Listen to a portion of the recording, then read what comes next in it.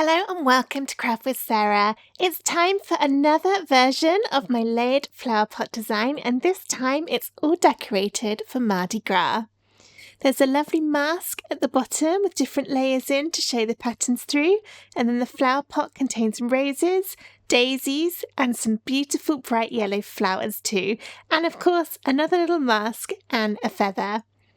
This design looks lovely when placed in a frame like this, but it can also be cut smaller to go on a greetings card. If I put those next to each other, you can see there is quite a difference between those sizes, and it's still cut beautifully, extra tiny too. This is a 5x7 inch card in total. So let's find out where to go to get the free SVG to make this craft, and then I'll show you how to make it. Let's get started. You can download the free cutting file for this project at craftwithsarah.com/free-SVGs, or follow the link in the description of this video to go straight to the download page. The download comes in a zip folder, and you need to unzip this before you can upload the files into Cricut Design Space. Once you've downloaded and unzipped the folder, it's time to get the SVG file into Cricut Design Space. Open up Design Space and then go to a new project, either by using the new project over on the right, or you can just click Canvas over here on the top left, which is a little bit easier. To upload the file, press Upload over on the left, and then press the green Upload Image button. You can then browse your files on your computer or drag and drop them in. Make sure you choose the unzipped version of the folder, and then the file to select is the one which starts SVG in the file name. Click and drag that in, and it should look like this with all of the pieces on top of each other to look like a finished picture. If yours looks different and you see all the pieces next to each other instead, that means you've accidentally uploaded the wrong file. So if that's the case, press cancel down here and then try again, and make sure you choose the one that starts SVG. This is looking good, so I'll press continue and then upload. And then it will put the image onto my project.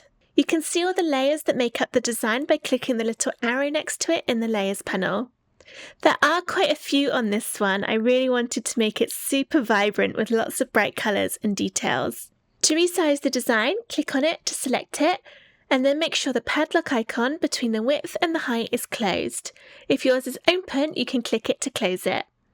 That means you can then change either the width or the height, press enter on your keyboard, and the other measurement changes in proportion.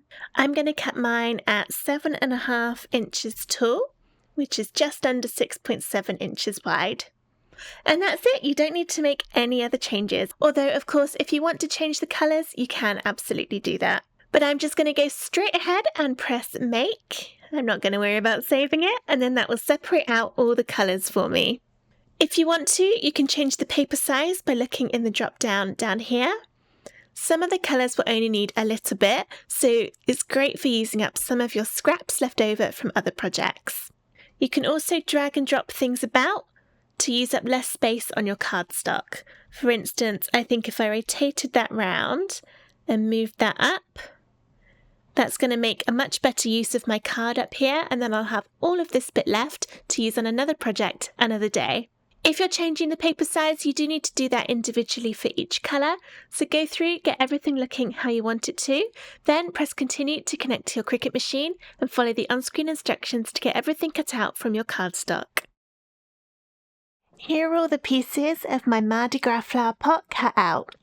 I've laid everything one on top of each other, following the assembly guide that's included in the download folder to check that I'm happy with all the colours and that I haven't missed anything out.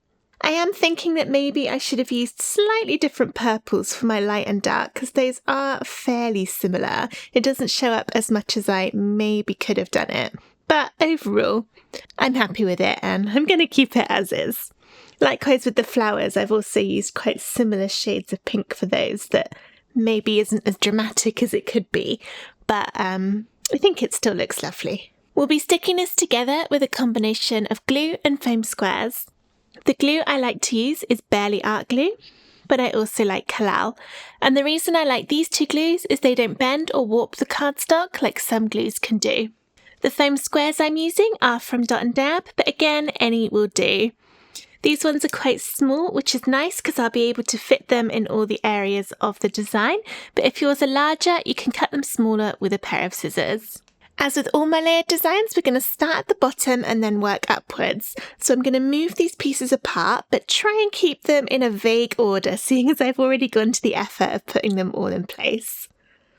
So for instance, I'll keep all of those mask pieces together and just move them carefully out the way. And the same for the roses. I've now got my very two bottom layers, which are the two green ones. And this darker green one on top will be stuck on with foam squares. So let's turn it upside down. Then I can add my foam on the back. There are quite a lot of little sticky out pieces on this layer. For instance, these bits here on the ribbon, and also the leaves along the side and the mask. You'll try and get your foam squares into all these sticky out places as best as you can, because it means you'll get a much better stick overall, and it will just be a little bit more secure and less likely to tear when you're putting it into a shadow box, or especially if it's going on a greetings card where it's going to be handled. Some of these foam square pieces I'm putting on, you can see, are very tiny. That's because I've cut some of my squares in half with a pair of scissors so that they're going to fit. Make sure you don't have any foam squares going out over the edges, otherwise you'll be able to see that when it's all stuck together. So I'm going to go around all the edges with a good amount of foam on here, and then I'll also need to put some in the middle, because if I was just to leave it like this with nothing in the middle here, it's not going to be very stable, especially when we stick all the other layers on top. And you might find that your card kind of goes downwards under the weight of everything else on top of it.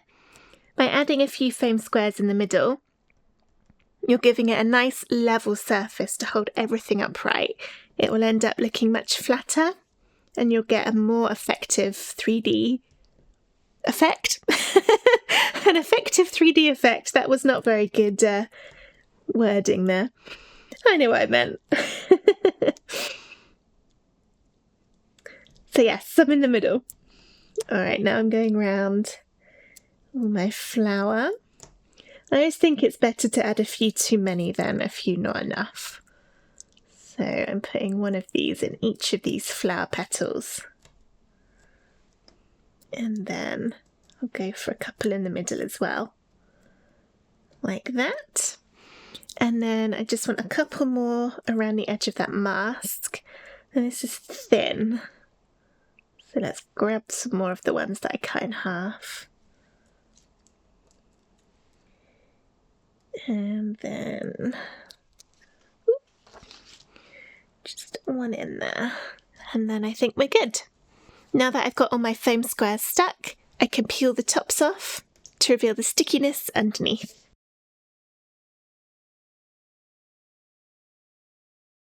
It's quite a cold day here, and my hands are really cold. I'm finding it really hard to peel these tops off of the foam squares because my fingers aren't moving properly. And it would be the day that I've gone for a design with lots of little bits of foam square as well. I shall persevere.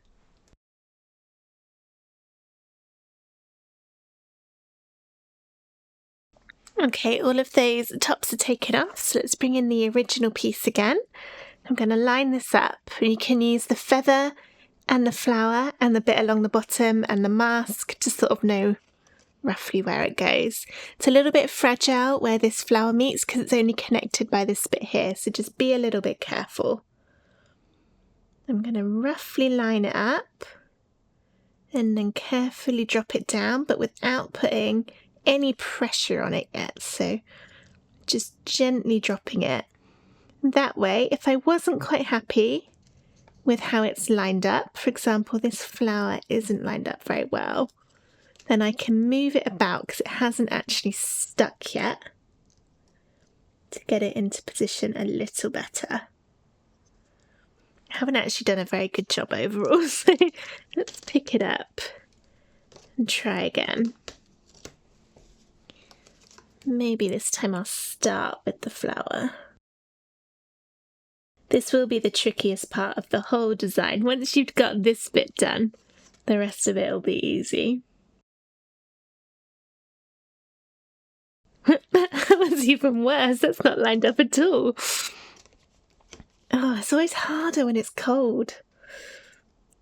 Hands don't want to do what I'm telling them to do.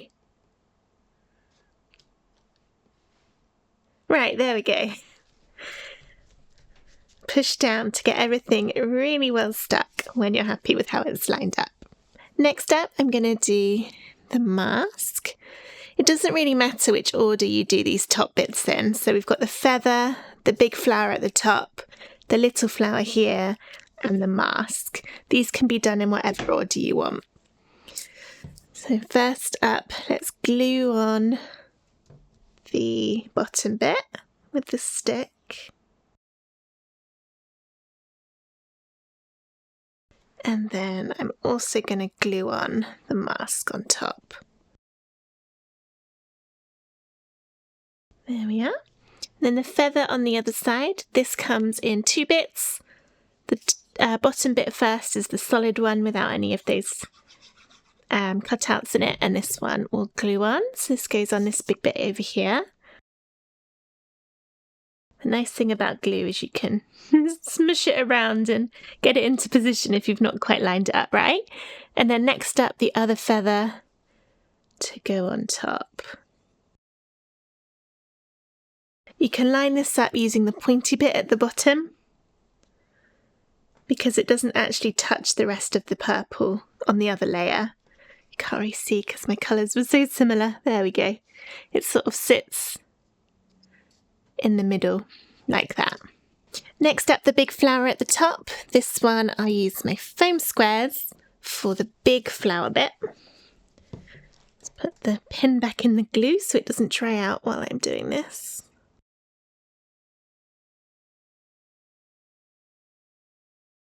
Make sure you've got it round the right way so all the petal shapes line up with the green underneath, and then stick that one on. And then we've got the little circle for the middle of the flower, which will also be done using foam squares. Alright, next I'm going to do the tiny little flower here, and as this bit's so small, I'm going to add the foam squares straight onto the green, rather than try and put it on the back of the little yellow bit. So this flower again is two pieces. I've got the bigger one on first, and then the smaller one on second, also with another foam square. There. Okay, next let's do the rose that appears here. That's this one. So this bit will line up. You can sort of see the edge of the two petals in there. You don't need to worry too much about getting it super accurate, but it will overlap the bottom of the feather to tidy up that edge. So this is the first one to go on, which we'll do with foam squares.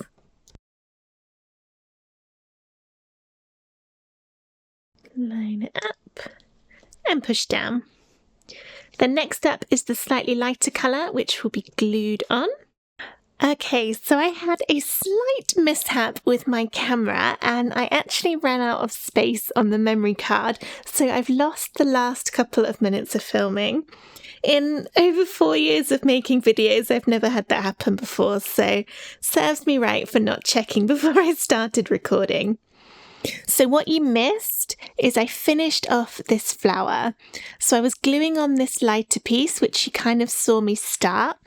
And then it's got the solid piece, which is stuck with foam squares. And then the decorative bit on top is glued on. So hopefully you can see those pieces as I'm showing it to you now, even if you can't actually see me stick them on. I've now cleared my memory card, so we should be good to go for the rest of the video. Alright, next up we've got the bottom of the flower pot, and this one will be glued on.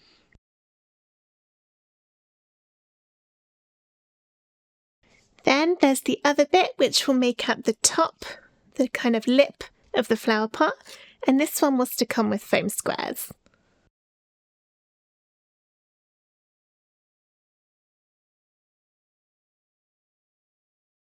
You can use the flower here and also the edges of the ribbon and the top line here to know how to line this one up. I'm going to carefully lie it in place. Here we go. And then drop down. Check I'm happy. That looks good to me. And push down to stick. I'll build up the flower over here next. And for this one, there's a tiny little bit on the very top layer of this flower. If you lose this, it doesn't matter, because I know it's very tiny. It won't affect anything if you don't have that little bit. Just putting that out there. Okay, first up we've got the largest solid piece, and this one will be glued on. We foamed it on the other rows because that was going on the green, but this one's already got one layer of foam because of the lip of the flower pot, so it's going to end up at the same level as this one. And then this piece next, which again will be glued on. Oops. Oh dear. Not getting on very well today, am I? Next is this piece with the sort of hole in the middle, and this one will be done with foam squares.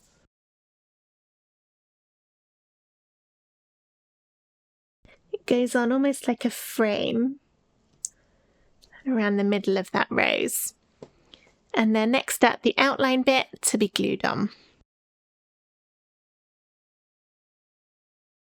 Then if you still have this tiny little bit, that gets glued on just around this little bit there, the tiniest bit of glue, and put it on. Let's say it does not matter if you lose that piece. It's just a little subtle edge of that flower. Next, let's do the daisies along the top. So there's one single one and then one double. And the bottom layers for each will be stuck on with foam squares. Doesn't really matter which way around you put that flower. Then for these ones, the slightly smaller flower is the one that goes in the top. But again, it won't matter too much if you get it the other way around. And then the next bits will be glued on top. I'm putting a tiny little dab of glue in each of the petals, just because I find that a little easier than putting it on the back of the white pieces, as they are quite small. Just make sure you don't put any glue in the middle, because that's the bit of that yellow that you'll actually see. Now we've just got the mask left to do, which is 4 pieces in total. Starting with the one with the ribbons on the side, this one will be glued on.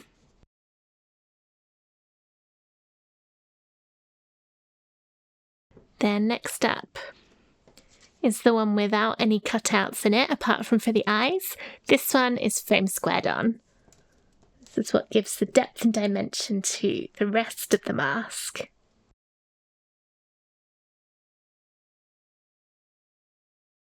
Line it up, gently drop down, and then push to seal, or stick. Then we've got the slightly darker yellow layer. That was almost a tongue twister. Yellow layer, layer, layer, layer. Can't do it. Yellow layer, no. It's like red lorry, yellow lorry. Hard to say. Okay. Use the bottom of the mask to line this up, because it won't go all the way to the very top. And then finally, the purple piece. I'm quite careful with my glue here because it's fairly thin in places. And that is my Mardi Gras flower pot all finished. There are lots of pieces in this one. I kind of broke my rule about keeping the flower pots simple and easy and quick to make, but Mardi Gras is such an extravagant event that I felt it needed a little bit more to it. And it does still cut nicely at a small size.